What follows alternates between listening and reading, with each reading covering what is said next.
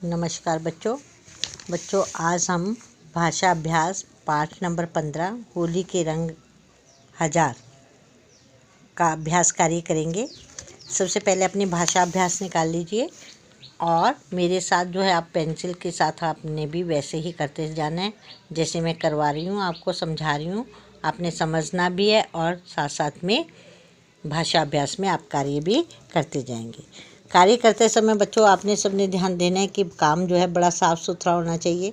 गंदी हैंडराइटिंग से काम नहीं करना, सुंदर सुंदर लिखना। ठीक है, तो चलिए पहला प्रश्न नंबर 1 देखते हैं। नीचे दिए गए शब्द समूहों में से सही शब्दों पर घेरा लगाइए। बच्चों यहाँ पर 3 शब्द दिए हुए हैं, तो हमने उन शब्दों पर घेरा लगाना है जो कि सही शब्द है। देखो इसमें 3 शब्द दिए, 2 गलत है, 1 ठीक है ना। तो हमने ठीक वाले पर सही का निशान लगाना है। सही का निशान नहीं, सर्कल घेरा लगाना है आपने कि जो शब्द बिल्कुल सही है। अब देखिए इसका शुद्ध त्योहार 2 मात्राएं हैं, नहीं गलत है ये। त्योहार इसमें जो है 1 मात्रा है, ये बिल्कुल ठीक है। इसके ऊपर आपने घेरा लगा देना है। त्योहार पूरा ता नहीं आता, त्योहार में आधा ता आता है, तो बीच वाला ठीक है। कौन सा ठीक है? बीच वाला। तो यहाँ पर आपने घेरा लगा लिया। नेक्स्ट आता है ख, हरिणय कश्यप।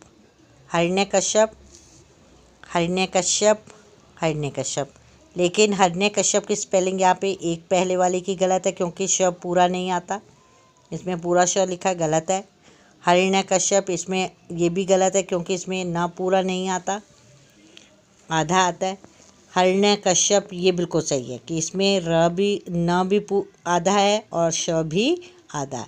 तो हरिणय कश्यप ये ठीक है, इसके ऊपर आप घेरा लगा लीजिए। नेक्स्ट आ जाइए ग, प्रहलाद।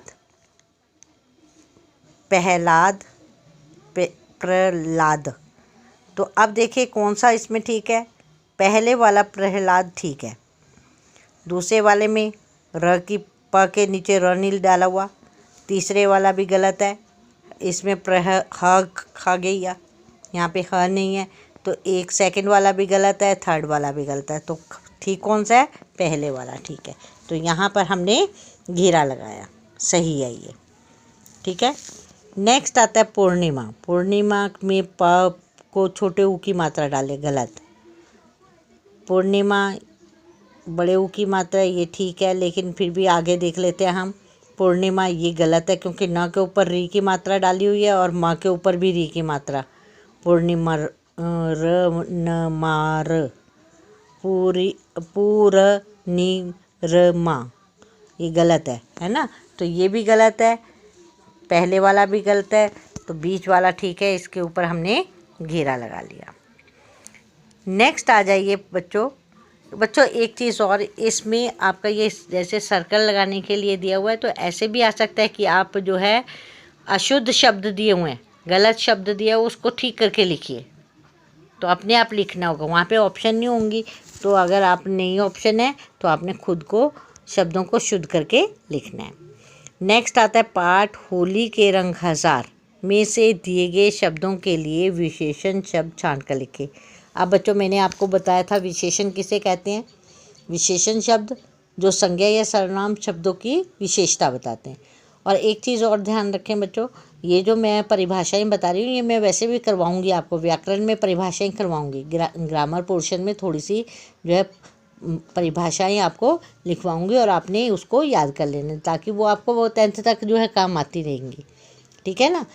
तो अभी तो आप तो ओरल कर रहे हो, ओरल तो आप मौखिक करोगे तो भूल जाओगे। तो आपने जब मैं लिखित आपको जो करवाऊँगी और आपने लिखना भी है और साथ में उसको याद भी करना है, तो आपको आसानी हो जाएगी। ये आता है क, डैश फसल। अब फसल क्या है? संज्ञा शब्द है।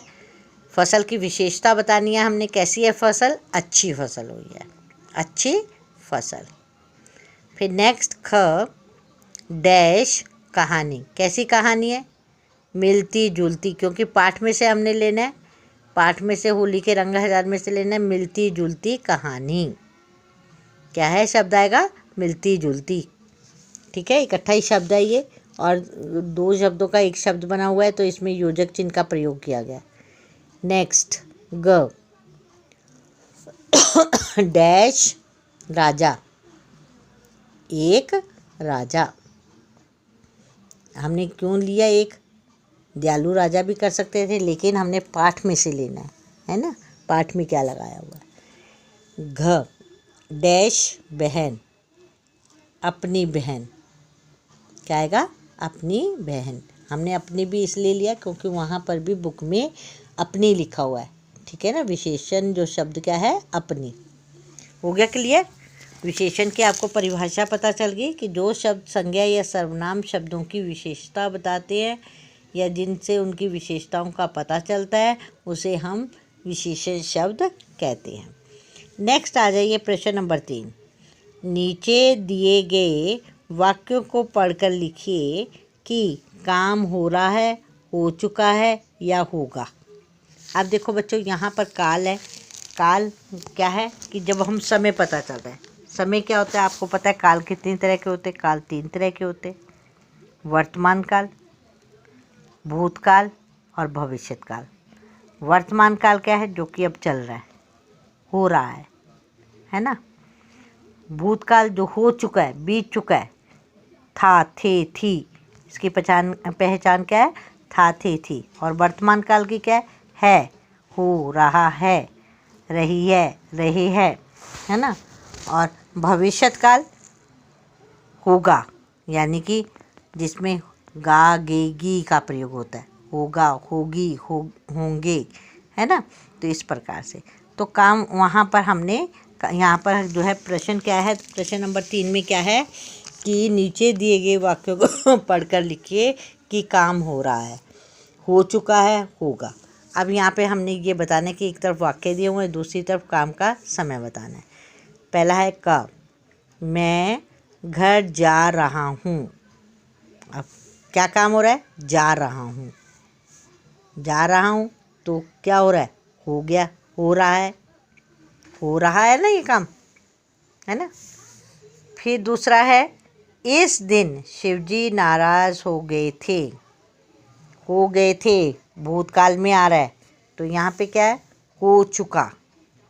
हो गए थे कि हो चुका है ये काम, नाराज हो गए थे, है ना। फिर तुम खाना कब खाओगे? खाओगे, कब खाओगे? होगा, यानी कि अभी होना है, होगा, है ना। समझ आ रही है ना मेरी बात कि जो होगा तो गा है, भविष्यत काल है, जो हो चुका है वो भूतकाल है, और जो हो रहा है वो वर्तमान काल है। तो हो रहा है तो है, रहा हूँ, है ना। गए थे भूतकाल, हो गया, हो चुका। खाएंगे, होगा अभी। तो बारिश हो रही है, अभी हो रही है, वर्तमान काल है, हो रही है, ये क्या हो रहा है काम अभी भी। तो यहाँ पे क्या है कि लिखे गए शब्दों से काम यानी कि क्रिया के समय का पता चल रहा है कि क्या समय था, काम का समय, कि हो रहा है, हो चुका है, होगा और हो रहा है। ठीक है। तो अब ये आपने ध्यान देना है कि सबसे पहली तो बात यह है कि काम, क्रिया किसे कहते हैं जी? काम के समय का जिन शब्दों से किसी काम का होना या करना पता चले उसे क्रिया कहते हैं। फिर काल क्या है कि जिसमें उस समय के समय का पता चले उसे काल कहते हैं। क्रिया के काम के समय का पता चले, क्रिया के समय का पता चले या काम के समय का पता चले, उसे क्या बोलते हैं? काल बोलते हैं। काल कितनी तरह के? 3 तरह के, वर्तमान काल, भूतकाल और भविष्यत काल। क्या है? वर्तमान काल क्या है? हो रहा है। भूतकाल हो चुका है ना। और भविष्यत काल होगा, होगा, होगा या होगी, गा, गे, गी। अब इसको साधारण तरीके से याद करने के लिए वर्तमान काल में हो रही है, हो रहा है, हो रहे हैं। ठीक है। और भूतकाल में सिंपल क्या आएगा? जाएंगे, नहीं सॉरी, जा चुके थे, हो चुका, हो चुके थे, था, थे, थी, है ना। ठीक है ना। और फिर भविष्यत काल में क्या है? मैं जाऊंगा, मैं खाऊंगा, मैं खाऊंगी, है ना। तो ये गा गेगी, तो ये शब्द आएंगे तो वहाँ पर भविष्य काल हो जाएगा। तो इस तरह से बच्चों आपको पता चला कि काल जो है उसको कैसे हम काल कितनी तरह के, 3 तरह के, और तीनों तरह के कालों में किस शब्दों का प्रयोग किया जाता है। तो बच्चों आज जो है आपने इन तीनों प्रश्नों को अच्छी तरह से याद करना है, समझना है। कल फिर मिलते हैं, तब तक के लिए नमस्कार बच्चों।